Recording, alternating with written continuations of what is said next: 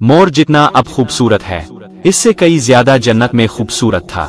मोर की खूबसूरती पे सभी परिंदे फिदा थे, लेकिन उन सब खूबियों के बावजूद मोर से ऐसी कौन सी खता हो गई थी जिससे अल्लाह तबारक व ताला ने मोर को जन्नत से निकाल दिया।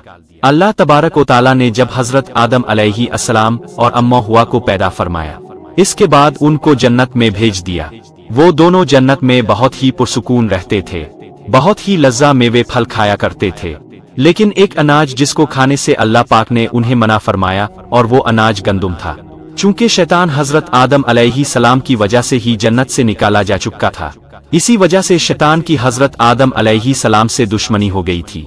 शैतान ये चाहता था कि वो किसी भी तरह हजरत आदम अलैहिस्सलाम को जन्नत से निकाल दे और साथ में अम्मा हव्वा को भी जन्नत से निकाल दे।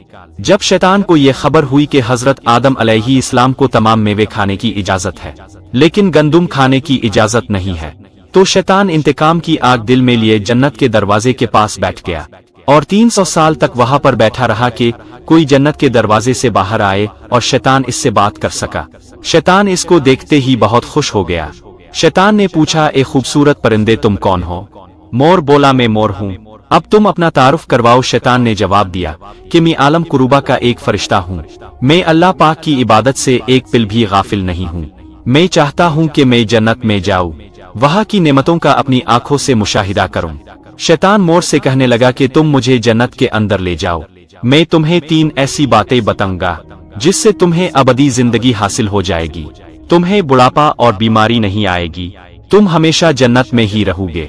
शैतान की ये बातें सुनकर हजरत आदम अलैहिस्सलाम शैतान के बहकावे में आकर कहने लगे कि ये किस तरह मुमकिन है। शैतान कहने लगा, एक गंदुम का दाना अगर आप दोनों चख ले तो आपको अबदी हया हासिल हो जाएगी और अब जन्नत में ही रहेंगे। ये बात सुनकर हजरत आदम अलैहिस्सलाम के दिल में रुझान पैदा हुआ, लेकिन उनके दिल में अल्लाह की नाफरमानी का खौफ गालिब आ गया। जबकि अम्मा हव्वा शैतान की बातों में आ गई, जिस पर अम्मा हव्वा ने हजरत आदम अलैहिस्सलाम को राजी कर लिया। फिर इसके बाद उन दोनों ने इस गंदुम के दाने को चख लिया।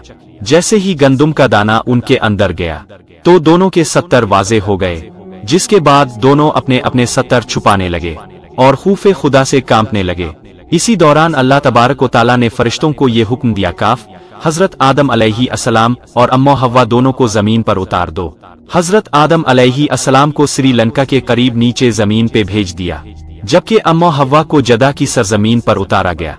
जिन खूबसूरत पैरों से चलकर मोर शैतान को जन्नत के अंदर लेकर आया था, वही खूबसूरत पाँव अल्लाह पाक ने मोर से ले लिए। सांप जो अपने मुंह में शैतान को छुपा कर लाया था, इसके मुंह की खूबसूरत खुशबू को छीनकर इसमें जहर डाल दिया गया। फिर मोर के साथ साथ सांप को भी जन्नत से निकाल दिया गया।